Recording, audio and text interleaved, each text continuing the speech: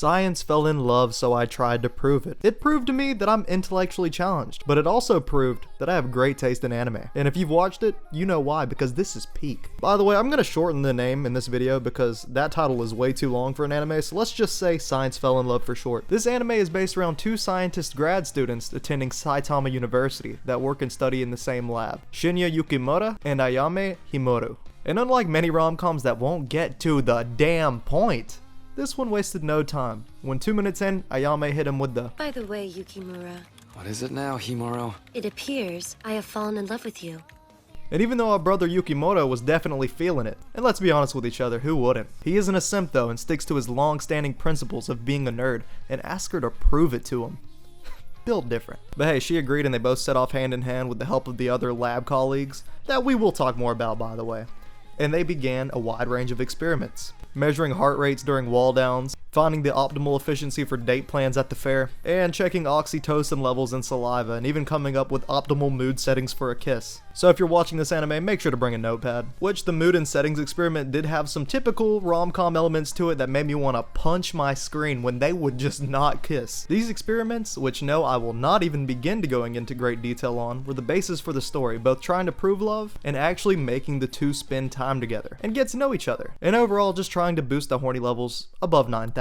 The other characters didn't exactly feel like your typical rom-com side characters either. You know, the ones that literally only exist to piss us off the entire time by making us go into stupid side stories that last half the anime and, you know, cock-block the main characters. Okay, calm down. Sorry, I lost my cool for a second there. Having flashbacks. But I think you understand. Well, instead, these side characters were integral to the story and the experiments. Certain points involved them to such a high degree that it pushed the homies into smooching to prove that they weren't really in love. Anyways, I want to talk a bit about these side characters, and don't worry, I will come back to the main plot, so stick around. But let's get into this more because holy shit do I have some things to say. I genuinely like all the characters in their little lab orbit. First we have Ina, the pink-haired, also fully grown, adult might I add, upperclassman that is a clumsy gamer that really wants to see her two-men rom-com fantasy come to life, was a major part in guiding her underclassmen, aka these two, helping them when their love research would come to a grinding halt with her knowledge and experience, accompanied with her tsundere undertone that every anime needs, and I mean every anime, write that down. And she's seemingly the smartest of the group, although it's low-key. Her childhood friend Inukai was also in the lab, a sports jock who is also an all-out dating sim grinding otaku that gets all of his romantic advice and experience from these games, while constantly drowning in denial that maybe his dream girl was more than just a fictional character. In other words, he's the experienced one, but in all honesty, he was an MVP of the story in his own way. Very unique way. These two's little background love-hate relationship was something I liked a lot because it didn't really feel like it impeded on the main story at all, and even made for a better feel in the plot, giving it more depth where a lot of rom-coms lack. Or let's be honest, most of the time, outside of the main characters, it feels like everyone else is just NPCs and have no real value and don't tie into the group very well at all. Speaking of not tying into the group well, we can't forget about Kanade, arguably the best character at certain points in my opinion. And this is going to be a deeper dive than the last two, so be prepared. For most of the story, she represented the one normal voice in a room of life-devoted scientists and geniuses, and she just couldn't begin to understand why they act the way they do. And she would even take her time conveying the messages that most of us felt watching. Like, hey, could you just date already? Why are you guys making this so complicated? Or at certain points, can you two just get a fucking hotel room? But of course that wasn't all there was to her. Although she was quote unquote the normal one, she ended up having the most depth out of all of them, in a constant struggle of inadequacy and trying to live up to a certain standard of normal. This was due to her upbringing and was later hammered in even harder by a weird kid crush she had on her teacher that resulted in her nearly killing the man. Yes, it does sound funny, but apparently it was traumatic. And of course, with all this being said, this put her in an awkward situation of wanting to be normal, but her closest companions being the opposite of normal, but true to who they are. Her story was amazing, and you would imagine that it would lead her into becoming her true self that we hadn't seen in the story yet.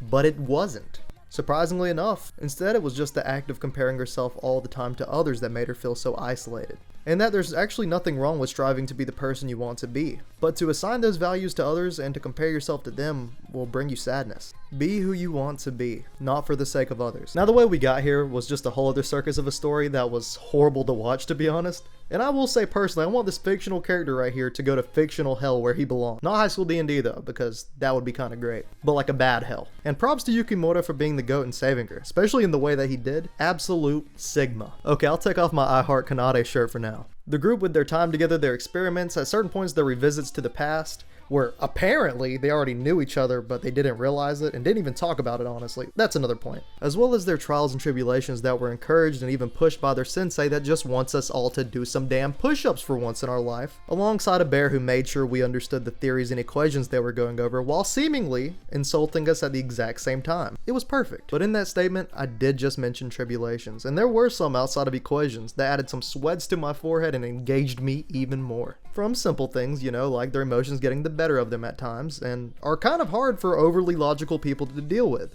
as well as bigger issues being inserted in the story, like the manga Kanade, who we all knew was just gonna get out of pocket and mess things up. And sadly enough for all of us, we were right, because she sure did. I hated that woman when she broke Himura's gift. But regardless of this woman's insanity, and the disdain I have for her, she was the reason we got one of the best moments in the anime. And let's give some credit to the pink-haired senpai here. She did try to warn us. So these two are one of my favorite high chemistry lovebird duos, and Science Fell in Love is definitely one of my favorite romance animes hands down. I mean, watching scientists have to deal with the possibility that love may very well be a subjective choice, but refuse to believe it, is something I did not realize I needed. Now, where would I put it exactly on my top 5 list of rom-coms and stuff? Well, it's not number 1, but I'm still not going to answer that because I know you people will flame me. Who knows, it might not even be in the top 5. I'm not telling you. Yeah, this show is pretty all-encompassing for what I would have wanted in it. You got the funny, the life lessons, the horny, the happy, the pain, and random plot twists that make you want to keep watching. I like it and recommend it all day every day, and trust me, I have taste, people, okay? So if you haven't watched, scram. Go. No, seriously, now, leave. Let me know your thoughts and do all that cool YouTube stuff like liking and subscribing and all that to let me know if you liked the video, and frankly, you can boost my ego while you're at it. Hope you enjoyed. See you in another video.